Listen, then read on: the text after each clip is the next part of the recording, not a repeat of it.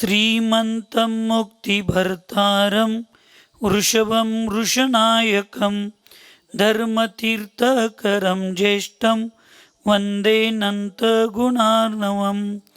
पंच परमेष्ठी भगवान की, अहिंसामय विश्व धर्म की। आहेत काय कोण?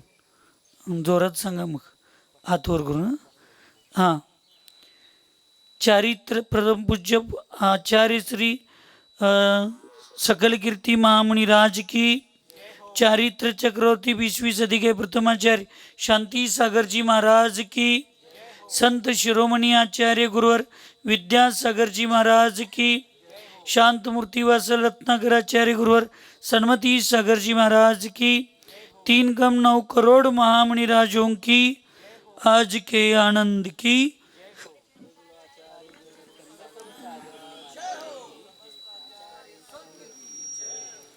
आचार्य भगवंत सकल कीर्ति महामुनिराज मूलाचार प्रदीप या महान ग्रंथामध्ये पूर्व चर्चेमध्ये अशुभ कर्मरूपी पर्वतांचा ध्यानाच्या वज्राने चूर चूर करणारे असे ते महामुनिराज योगीजन असतात असं या ठिकाणी सांगितलं. आज सांगत आहेत की कसली परिस्थिती आली, जान जाय पर वचन न जाय. असं आपण फक्त कॉलेजवरच वागतो, पण ते वास्तविक आई वडिलांनी धर्मांच्यात असं वागायला पाहिजे. तसं मुनिराज जे योगीजन असतात ते धर्माच्या स्थानामध्ये, ध्यानाच्या स्थानामध्ये, कर्मनिर्जरेच्या स्थानामध्ये, पुण्य सातिशय पुण्याच्या स्थानामध्ये कसलंही संकट आलं, कसलाही उपसर्ग आला, कसलीही कठीण परिस्थिती आली तर ते स्वतःचं ध्यान अवस्था ते सोडत नाहीत, हे समजावून या ठिकाणी आचार्यश्री सांगत आहेत. गच्छन्ता वा सुखासीना वैवी सुखा सुखाधिका अवस्था मुनयः प्राप्ता क्वचित् ध्यानं त्यजन्ति न.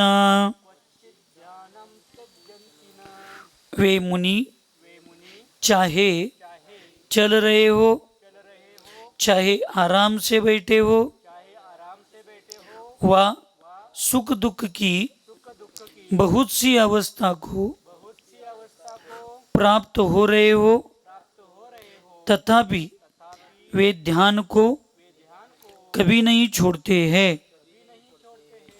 हे जे महामुनिराज असतात, चालत असताना, बसत असताना, उठत असताना, झोपत असताना, कुठल्याही व्यवस्थेत असू देत, आपली ध्यान म्हणजे चिंतन करण्याची भूमिका सोडत नाहीत.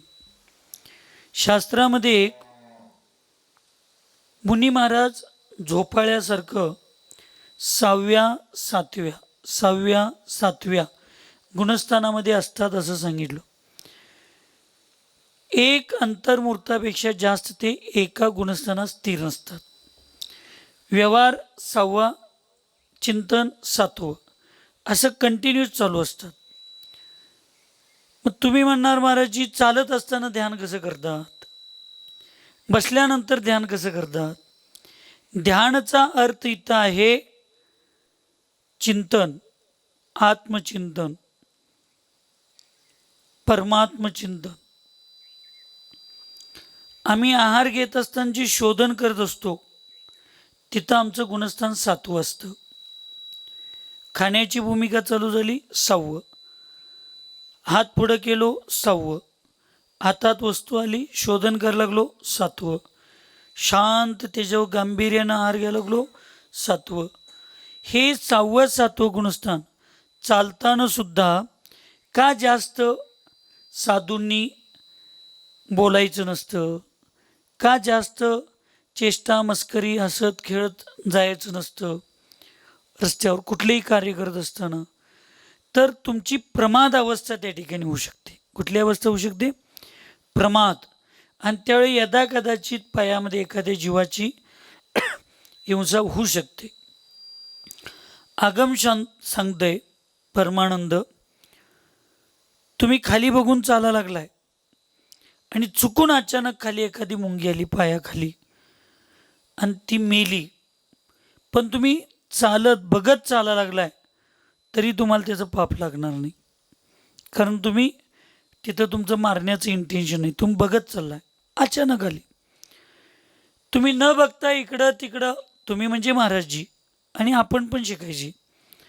महाराजजी इकडं तिकडं बघत चाललेत बोलत, एक ही मुंगी पायाखाली मेली नाही, तरी सुद्धा मुंगी मारलेल्याचं पाप लागतं.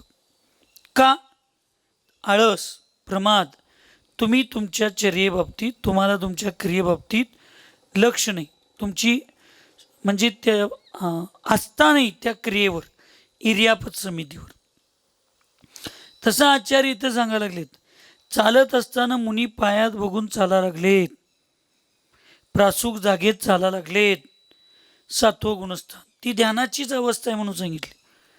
याचा अर्थ काही श्रावकांनी, एक विशिष्ट भागातले श्रावक, जसं साधूंच्या बाबतीत हे सांगितलं तसं श्रावक सुद्धा चालता फिरता बसता उठता आपलं आत्मध्यान करू शकतात. त्यामुळे ते सुद्धा 4थ्या गुणस्थानामध्ये आपल्या ध्यानाची प्रवृत्ती ठेवून वितराग चारित्र्याचं चिंतन करू शकतात आणि त्याचा अनुभव त्यांना होतो असं म्हणतात. आता मी 6व्या 7व्यात असल्यामुळं मला काही त्याचं 4थ्यातला अनुभव होतो आहे का नाही मला माहीत नाही, आणि ज्यावेळी मी 4थ्यात होतो त्यावेळी ते कधी करत नव्हतो, त्यामुळे मला काही त्याचं जास्त विषय माहीत नाही. पण आचार्यांनी सांगितलं, थोडा जरी परिग्रह असला तरी त्याला निर्विकल्प ध्यान, निश्चय ध्यान लागत नाही.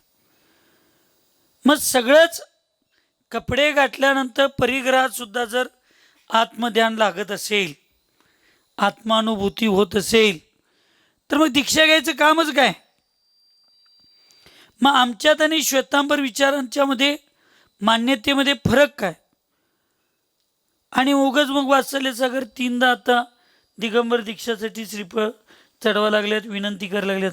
कशाला करायचं काम आहे?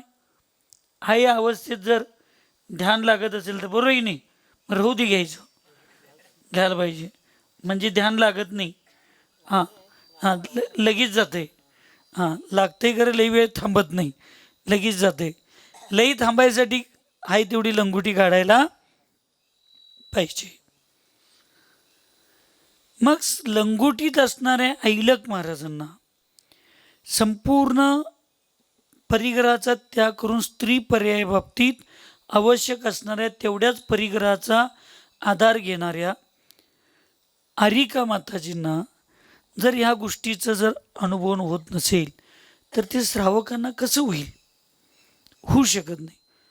पण लोक एवढे विचित्र अवस्थेत आहेत ना, स्वतःच्या स्वार्थसिद्धीसाठी काहीही करू शकतात. म्हणून इथं आचार्यांनी सांगितलं, मुनी महाराज आपल्या निश्चय सम्यक दर्शनाला, आपल्या ज्ञानाला, आपल्या आचरणाला, जागृततेला, अप्रमाद अवस्थेला मुनी महाराज कधीही सोडत नाहीत. एवढीच अप्रमाद अवस्था तुम्ही जर सगळ्या कारंदवाडीतील श्रावक श्राविकांनी, तरुण युवकांनी, युवतींनी किमान हे 6 दिवस पंचकल्याणक पूजेचे आणि किमान उद्या 1 दिवस आळस न करता उत्साहानं जर तुम्ही तुमच्या भावना जर ठेवला तर लक्षात ठेवा, किती कमी वेळेत संसार परिभ्रमण तुमचा नाश होईल आणि कधी तुमचा आत्मा परमात्मा बनेल हे तुम्हाला कळणार सुद्धा नाही. सौधर्म इंद्र एक भाव अवतारी असतो. सौधर्म इंद्रायणी एक भाव, सौधर्म इंद्रापेक्षा आयुष्य कमी असतं इंद्राणीचं. इंद्राच्या अगोदर इंद्रायणी तिथलं आयुकर्म संपून मनुष्यगतीत पृथ्वी तलावर जन्म घेऊन, मनुष्यगतीत जन्म घेऊन, पुरुष पर्याय जन्म घेऊन, दीक्षा घेऊन मोक्षाला जाते. इंद्र अजून वरच बसलेला असतो. ईशान इंद्रायणीचं, इंद्रायणींचं सुद्धा ते पण एक भाव अवतारी असतात. दक्षिणी इंद्र सगळे एक भाव अवतारी असतात. लोकांतिक देव एक भाव अवतारी असतात.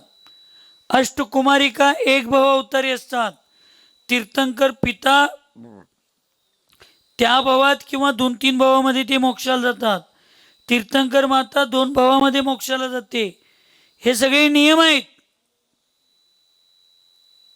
तुम्हाला सगळ्यांना प्रश्न पडला नाही की त्या पत्रिकेमध्ये तीर्थंकर माता पिताचा सवाल का लिहिला नाही? वाचलाय तर काय पत्रिका? होय तर म्हणा, नाही तर म्हणा. वाचलाय? मग त्याच्यात कुठे लिहिलं नाही? मग का लिहिलं नाही याचा कधी प्रश्न पडला नाही? तीर्थंकर माता पिताचा कधीही सवाल असत नाही. तीर्थंकर मातेच्या गर्भात, ज्या मातेच्या गर्भात तीर्थंकरांचा बालक वाढत असतो आणि तीर्थंकरांना जन्म देणारी माता आणि पिता किती पवित्र असावे लागतात माहिती आहे तुम्हाला? त्यामुळं पैशाच्या जीवावर हा सवाल नसतोय. ऐकायला लागलाय सगळी? उद्या सकाळी 11 वाजेपर्यंत तुमच्या खंडेराजुरीतलं कोण असं तयार झालं, कारंदवाडीतलं कोण जर तुमच्या असं तयार झालं तर ठीक, नसेल तर माझ्याकडं बाहेर 2-3 नंबरातच आहेत माता पिता होण्यासाठी. तीर्थंकर माता पिता ज्यांना व्हायचं आहे त्यांनी जन्म कल्याणिकाच्या दिवसापासून दोन्ही पती पत्नींनी आजीवन ब्रह्मचारी व्रत घ्यायचं असतं. कारण तीर्थंकरांचे आईवडील दुसऱ्या पुत्राला जन्म देत नाहीत, एकच पुत्राला जन्म देतात. दुसरं गोष्ट, त्यांचं मिथ्यात्व परिपूर्ण त्याग पाहिजे. म्हणजे मोबाईलवर कुठलेही गाणं काल मध्येच लागलं होती की देवा महादेवा शंभू देवा, असं कुठलंही काही चालत नाही. वीतराग भगवान, खरे देव शास्त्र गुरु, मिथ्यात्वाचा त्याग पाहिजे. तिसरा नियम आहे रात्री भोजन त्याग आणि आजीवन कंदमुळांचा त्याग पाहिजे. तीर्थंकर माता पिता ज्यांना व्हायचं त्यांना. आणि रोज अष्टकचा नियम महिला आणि पुरुषांनी अभिषेकचा नियम. किमान आठवड्यातनं एकदा तरी, समजा मंदिराची व्यवस्था इकडं तिकडं कुठं लांब असाल तुम्ही तर अशी व्यवस्था पाहिजे. आणि 100% निर्व्यसनी पाहिजे. असं जर कोण तयार असतील तर उद्या सकाळपर्यंत तुम्ही तुमच्या कागदावर तुमचं नाव, तुमचं वय आणि हे सगळे नियम घ्यायला आम्ही तयार आहे असं सांगून जर माझ्याकडे चिठ्ठी आली तर कारंदवाडीतला एखाद्या पती पत्नींना हा सन्मान आहे. सवाल धरून मिळतो तो मान असतो, पैसे देऊन मिळतो तो मान असतो. बिन पैसे देता लोक बोलवून देतात, तो सन्मान असतो. आणि मग तुम्ही इच्छेशक्तीनुसार तुम्हाला जे दान द्यायचं आहे मंदिराच्या निर्माणासाठी, पंचकल्याणासाठी, तुम्ही ती इच्छेनं द्यायचं. माता पिता एवढे पवित्र असतात, लक्षात ठेवा. म्हणून माता पिताची जगात जे चालले ना सवाल काढायचं पैशाच्या जेवावर, ते रात्री जेवतात, कांदा लसूण खातात, कोण व्यसन करणारे असतात. हे आगमाप्रमाणे सवाल धरणाऱ्यांना पण पाप लागते आणि बाकीच्यांना पण लागतं. आणि एकदा तीर्थंकर माता पिता झालं ना, भगवंतांना जन्म देणारे आई वडील दुसऱ्या संततीला कधीही उत्पन्न करत नाहीत. आणि पैसे देऊन जरी सवाल धरला आणि ते नियम पालन, सम्यक्त्वाचा त्याग, मिथ्यात्वाचा त्याग, सम्यक्त्वाला पालन, रात्री भोजन त्याग आदी असे नियम धरून तुम्ही जर चांगल्या सदग्रस्त श्रावकाचं आचरण करत असाल तर तुम्हाला कुठलेही पाप नाही. व्यसन करत नसाल तर पाप नाही. पण पैशाच्या जीवावर तुम्ही सवाल धरला आणि यातले नियमच पाळत नसला तर त्यांना पाप नक्की लागतं. म्हणून धर्म करताना श्रावकांनी आळस करायचा नसतो. आणि चर्या क्रिया पालन करत असताना मुनी महाराजांनी कधी आळस करायचं नसतं. आणि हे मुनी महाराज कधीही आळस करत नाहीत.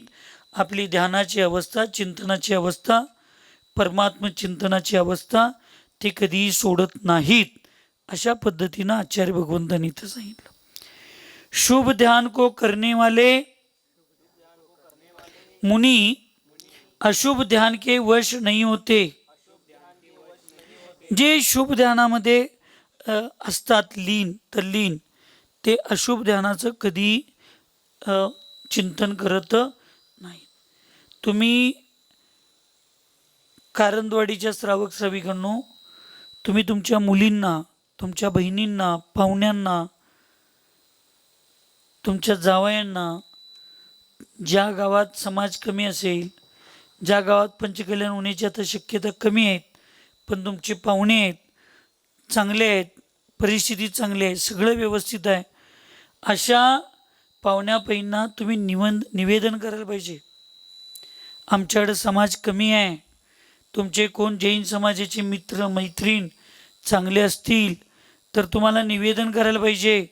नुसतं व्हॉट्सअपला पाठवून चालणार नाही की आमच्यात समाज कमी आहे, तुम्ही आहारदान द्या, तुम्ही पंचकल्याण पूजेला मदत करा, छोटासा सवाल का विना धरा, आम्ही 25, 30, 40 घरात आम्ही काय करणार आहे, तुमच्या सहयोगाशिवाय पाहुण्या पैनातीन तुम्ही असं निवेदन करायला पाहिजे.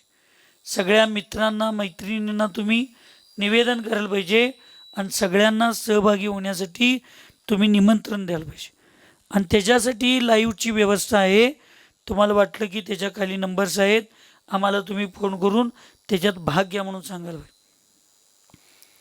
तुम्ही असं जर कुणाला निवेदनच केला नाही, कुणाला आग्रह केला नाही, कुणाला काही केला नाही, तर समाजात एवढं तुमच्या इथं काय व्यवस्था आहे कुणाला माहीत नाही आणि कोण स्वतःहून तुम्हाला सगळं देणार नाहीत. तुम्ही ती तयारी केली पाहिजे. वातावरण करायची जबाबदारी तुमच्याकडं आहे. तुमच्याकडं हे मुलामुलींच्याकडं तुमच्या समाजातल्या सोशल मीडियाचा तुम्ही वापर करायला पाहिजे, सगळीकडे प्रचार प्रसार केला पाहिजे, पाहुण्या पैना निवेदन केलं पाहिजे. मी सांगायला की नाही, खंडेराजुरीमध्ये आईवडिलांच्या नावावर दान देणारे मुली, बहिणींनी मिळून आईवडिलांच्या नावावर आहारदान दिलं, सवाल धरून एकेकांना दिले. एकेकांना मी राजारामपुरीचा अभयदादांचं सांगतोय, रणदिवे, त्यांना मुली नाहीत, तर त्यांनी मला सांगितलं, महाराजजी 1-2 गरीब मुलींना, कुठल्याही तुमचं चांगली सेवा करणाऱ्या धार्मिक गरीब मुलींना तुम्ही सवाल धरून द्या अष्टकुमारिकांचं आमच्या पूजेत, त्यांचं आम्ही पैसे भरतो, खरं गरिबांना संधी मिळू दे. आपल्याला मुली नाहीत, आपल्याकडं पैसा आहे, आपण गरिबांच्या धार्मिक मुलींना सवाल धरून द्यायला पाहिजे. त्याच्यातसुद्धा पुण्य लागते. सगळ्यांनी आपापल्या पद्धतीनं त्याच्यात भाग घ्यायला पाहिजे. सामुदायिक चांगली अनुमोदना आणि सामुदायिक चुकीची अनुमोदना या दोन्ही ठिकाणी फार मोठं फरक असतं, लक्षात ठेवा. ऐकायला काय झोपायलाय? ऐकायलाय? आज सकाळी आहार चालू आहे की 11वी वाला, काय नाव? शिवाजी महाराज. काय नाव? ओंकार. ऐक, एक गाव होतं, गाव कोणतं? कारंदवाडी. आपण तोपर्यंत घेऊया, ही सत्य घटना आहे. कारंदवाडी गाव होतं, तिथला राजा फार चांगला, सगळे चांगलं होतं, व्यवस्थित होतं, पण त्या राजाला एक सवय होती शिकारीची. सगळ्यांनी लक्ष ऐका, शेतकरी याचा अर्थ तुम्हाला सगळं मनमानी करायला परवानगी नाही. त्या ठिकाणी त्याला शिकार करायची सवय होती. सामुदायिक पुण्य आणि सामुदायिक पापाला अनुमोदनेचं फळ काय? एक दिवस तो आपल्या सैनिकांना घेऊन शिकारीला गेला. जंगलात आत गेला. एक मोठं पठार मोकळं होतं, त्यात बरोबर मध्यभागी एक हरिण झोपलेलं होतं. राजानं शांततेत सगळ्या सैनिकांना गोल उभा केला हरणापासून, आणि बाण मारताना हरणाला मारला नाही, समोर बाण मारला. हरिण जागं झालं आणि सगळीकडं सैरावैरा धावा लागलं. कुणीकडं पळेल तिकडं सैनिक सगळे बाण घेऊन, तलवार घेऊन उभा आहेत. ते दमलं पळून सगळीकडं त्या पठारावर पडलं दमून. मग राजानं बाण धरला, नेम आणि त्याला मारला. ते मरत असताना डोळं सगळीकडे फिरवलं आणि त्यानं मरताना निदान बांधला, म्हणजे तुमच्या अपेक्षेनं त्यानं पण केला की तुमच्या सगळ्यांच्या मरणाला निमित्त जोपर्यंत मी होत नाही, म्हणजे तुमच्या मरणाला मी निमित्त ठरणार. कर्मधर्म संयोगानं ते हरिण मेलं आणि एका राजाच्या पत्नीच्या राणीच्या गर्भात जन्म घेतला. तो मोठा झाला, राजकुमार झाला, राजा झाला. ह्या राजाला आणि त्या 500 सैनिकांना कालांतरानं दिगंबर मुनी महाराजांचा विहार झाला आणि त्या उपदेशानं वैराग्य झालं आणि सगळ्यांनी दीक्षा घेतली. काय घेतली?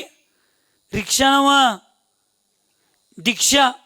दीक्षा घेतली आणि ती विहार करत करत करत आम्ही जसं कारंदवाडीला आलोय तसं खंडेराजुरी कुठलं खंडेराजुरीसनं कारंदवाडीला आलो. बर, खंडेराजुरीसनं कारंदवाडीला आलो तसं ते महाराज संघाचा विहार करत करत करत त्या गावात गेले, ज्या गावात त्या हरणाचा जीव राजकुमार होऊन जन्मला होता आणि राजा झालता.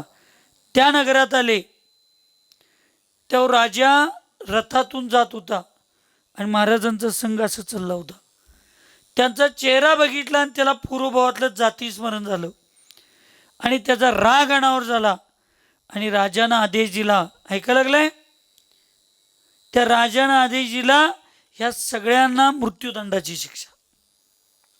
कशाची शिक्षा?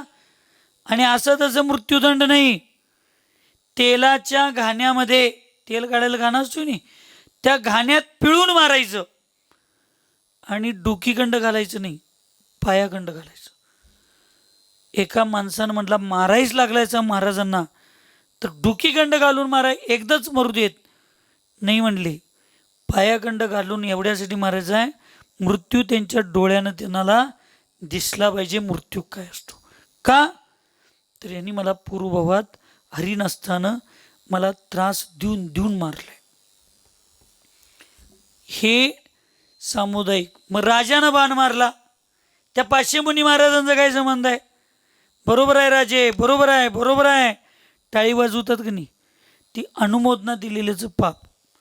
म्हणून घोडागाडी, बैलगाडी ही शर्त्या असतात की नाही, ह्या शर्त्या पळवणारी दोघंच असतात, पण टाळ्या वाजवणारी. मी चेष्टा करत नाही बाळा ओंकार, मी सावध करण्याचा प्रयत्न करायला लागलो. स्वीकारला तर ठीक, नाही स्वीकारला तर तुमचा विषय, पण तुमचा आज खल्लोय मी कुठला गिरीवाला नाही. तुला बाबा तंत्र देईन, मंत्र देईन, हातात काय तर दोरा बांधीन, गळ्यात काय तर थैत देईन. मी कुठला फकीर नाही, दर्ग्यातनं आलो नाही. पण तुझ्या आयुष्याचं चांगलं करण्यासारखं तुझ्या आईवडिलांनी एवढ्या सर्वसामान्य कुटुंबात एवढं हे असताना किती भक्तिपूर्वक आज आहार केलता, किती चांगला स्वयंपाक करून मला ते पोटाला गाठले, आज किती चांगलं मसालेभात झालता. काय तुला सांगू, पोटात जागा असती किंवा पिशवी असती तर मी ते त्यात जरासुद्धा ठेवलं नसतो, एवढं चांगलं झालं. मग एवढं भक्तिपूर्वक तुझी आई वडील काका काकी सगळ्यांनी मला आहार दिलेत का नाही? तू पण एवढं भक्तिपूर्वक दिलायस. मग तुझं चांगलं कशात होईल, तुमच्या घराण्याचं चांगलं कशात होईल, एवढंच मी मार्गदर्शन करू शकतो. ह्याच्यापेक्षा वेगळं माझ्याकडे देण्यासाठी तुझ्यासाठी काही नाही. त्यांनी नुसता राजांनी त्या सैनिकांनी बाण घेऊन उभा राहिलं होतं, अनुमोदना दिली शिकारीचं, म्हणून त्या राजाबरोबर त्या सैनिकांना सुद्धा दीक्षा घेतल्यानंतर सुद्धा ते सुटलं नाही. त्यांना घाण्यात पिळून मारायची पाळी आली. असं गटरीतनं रक्त वाहत होतं तुमचा पाऊस पडल्यानंतर. आणि ते तामिळनाडूत भौतिकी क्रिया झाली आणि तिथं आज सण म्हणून साजरा करतात तो दिवस. त्या दिवसापासून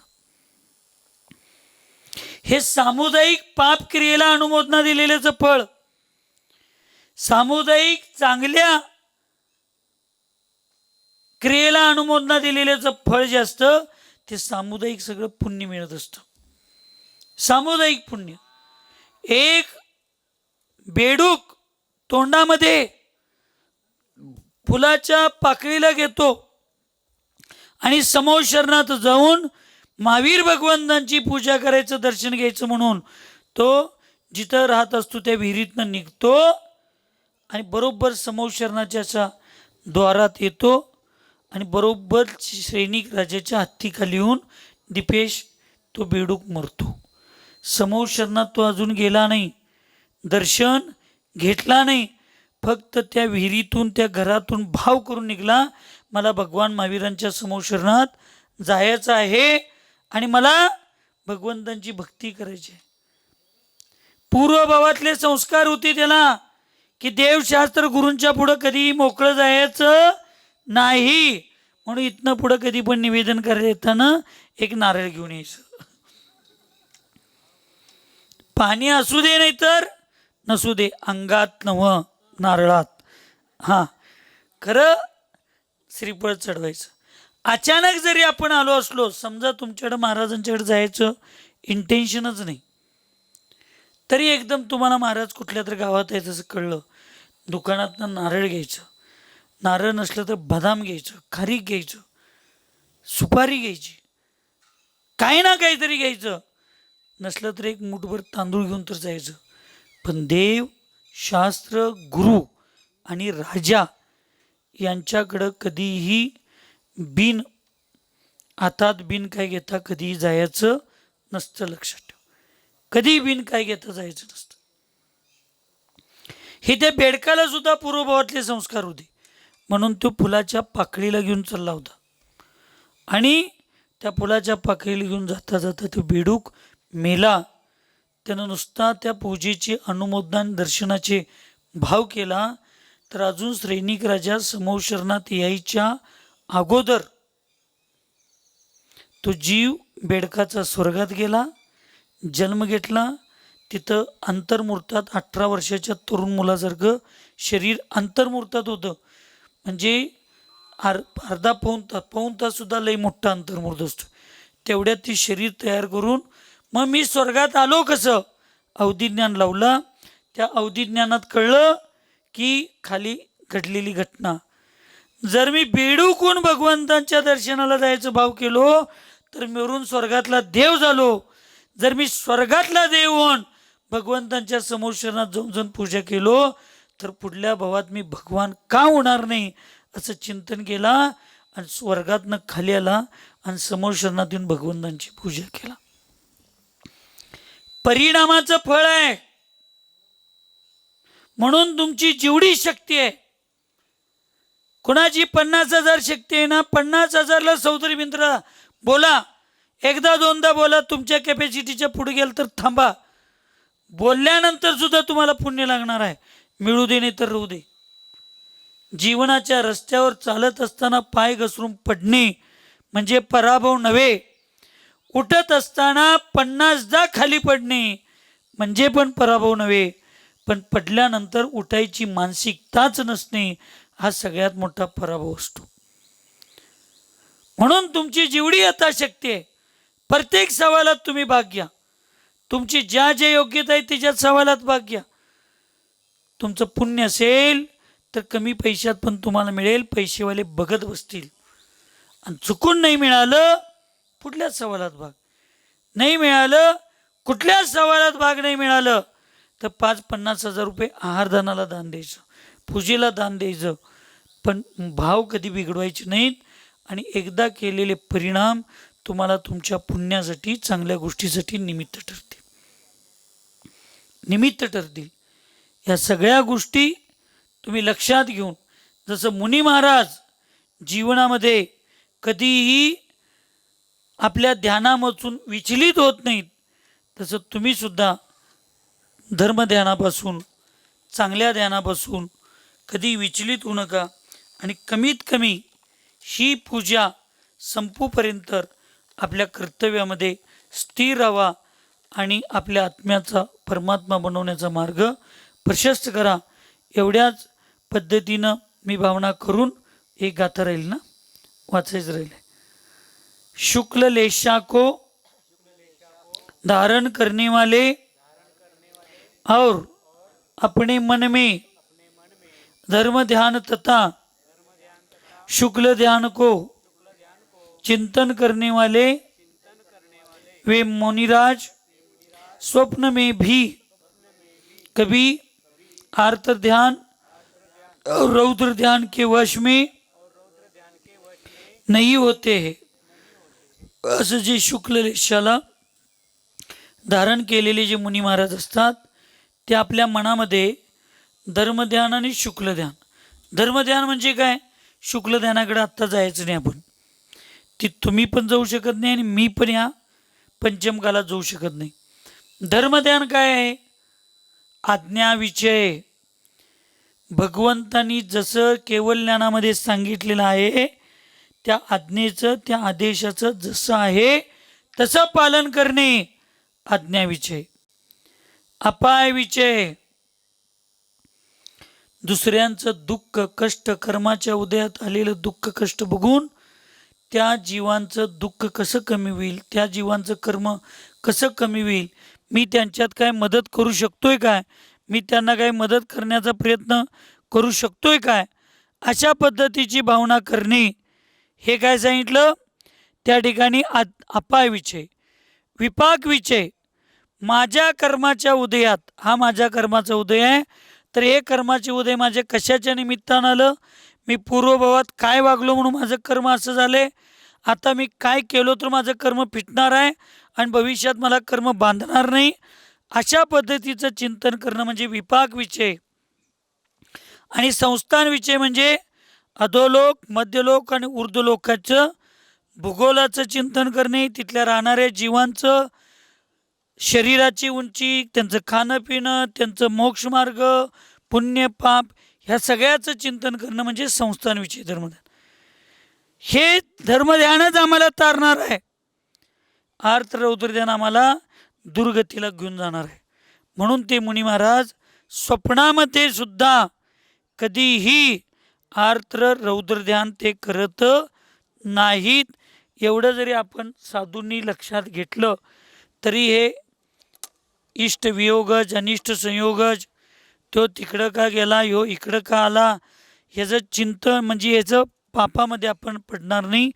अशा अर्थ रौद्र ध्यानापासून दूर राहून धर्मध्यानाची आचरण करून भविष्यातील शुक्ल ध्यानाची भावना करत करत आपलं जीवन सगळ्यांनी व्यवस्थित जगावं, अशी मंगलमय भावना या ठिकाणी करून सुखी रहे सब जीव जगत में, कोई कभी न घबरावे, वैर पाप अभिमान छोड़ जग, नित्य नहीं मंगल गावे. ओम नमः. सबको क्षमा, सबसे क्षमा.